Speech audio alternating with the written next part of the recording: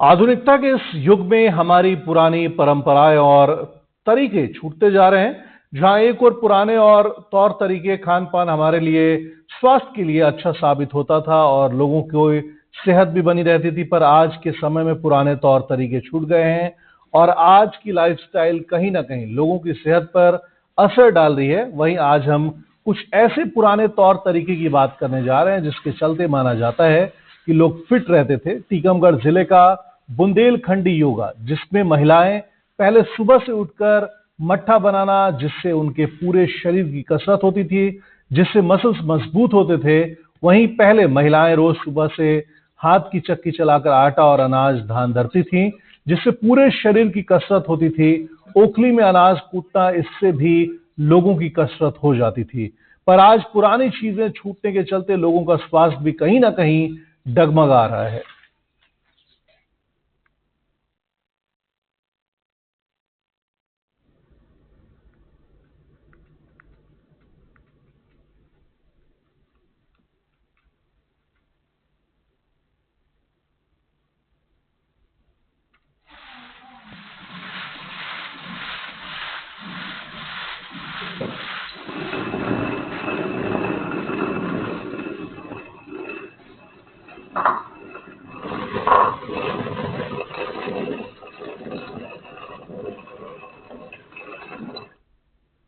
नहाते थे तो कुछ नहीं बीमारी बढ़ती थी।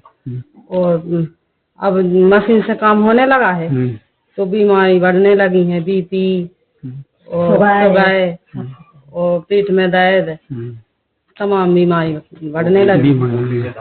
पहले उखली से धान कूटते थे तो कुछ बीमारी नहीं होती थी, स्वास्थ्य सही रहता था।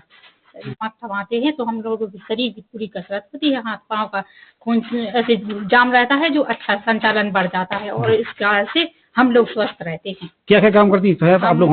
हम लोग हमसे मसाला पीसते हैं, मट्ठा भाते हैं, चकिया चलाते हैं और धान कूटते हैं और पानी भरते हैं, गोबर डालते हैं। तो अब क्या प्राचीन समय में हमारी गांव देहात की महिलाएं जो है मट्ठा भाती थी, ओखली में अपने धान कूटती थी और कुएं बावड़ी से पानी भरती थी, जिससे वो नित्य कर्म में उपयोग होता था। साथ ही साथ महिलाएं अपने अनाज को भी घर में ही चक्की से पीसती थी, जिनसे वो स्वस्थ रहती थी और धान, बाजरा, गेहूं, चना, इन सब आटों का प्रयोग करती थी। आज भी पाश्चात्य संस्कृति में मिलेट्स का उपयोग इसी के नाम से किया जा रहा है। मूल कारण ये हो गया है कि जो दिनचर्या है वो कहीं ना कहीं प्रभावित हुई है आधुनिक युग में। पहले जो है सुबह प्रातःकाल महिलाएं चक्की पीसने से ही उनकी दिनचर्या प्रारंभ होती थी और वो चक्की पीसती जाती थी और भजन गाती जाती थी। उसके बाद वो पानी भरने जाती थी, उस समय पूरी एक्सरसाइज हो जाती थी पूरे शरीर की। और उसके बाद अगर मट्ठा भाती थी और घर घर में गौपालन था तो मट्ठा हर घर में होता था, तो मट्ठा बिलोने से पूरी एक्सरसाइज हो जाती थी।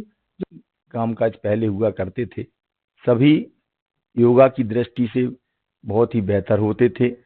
आप उदाहरण के रूप में जैसे ले लें तो महिलाएं पहले कुएं से पानी भरने जाती थी, रस्सा से पानी निकाला करती थी, हाथ से बराबर योगा की तरह वो अपना काम किया करती थी। घर में सुबह से 5 बजे से उठ करके महिलाएं गीत गाते हुए चक्की वगैरह चलाया करती थी। चक्की चलाने से भी उनका योगा की तरह वो अपने स्वास्थ्य को बनाए रखती थी।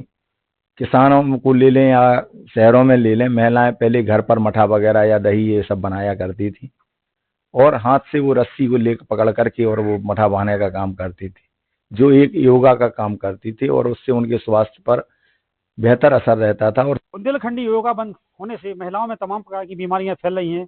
इसको लेकर आयुर्वेदिक डॉक्टरों का भी कहना रहा है कि यदि ये महिलाएं जो बुंदेलखंडी योगा है, इसमें मट्ठा बहाना है, चक्की पीसना है, पानी भरना है, तमाम प्रकार की जो योगा है ये करती हैं तो उनकी बीमारियों से तो निजात मिल सकता है। आप मेरे पीछे देख सकते हैं किस तरह से गाँव में महिलाएं, एक समय था जब गाँव में आपको हर घर में इस तरह की महिलाएं मट्ठा बहाते हुए देखी जा सकती थी और चक्की चलाना भी देखी जा सकती थी और पानी भरना। तो तमाम प्रकार के योगा हैं, इन योगा यदि महिलाएं करती हैं तो इनमें महिलाओं को बीमारियों से निजात मिल सकता था। और पहले ये भी बताया गया है कि जो महिलाओं की जो डिलीवरियां अस्पताल में हो रही हैं वो डिलीवरियां घर पे होती थी। तो कहीं नहीं कहा जाए, महिलाओं को स्वास्थ्य को लेकर ये योगा करना काफ़ी बेहतर माना जाता है, जैसे हम बुंदेलखंडी जिम भी कहते हैं। और यदि महिलाएं इस जिम और योगा पर पुनः वापस आती हैं तो निश्चित तौर पर महिलाओं को बीमारियों से निजात मिल सकता है।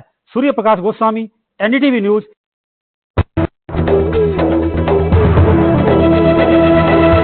है NDTV।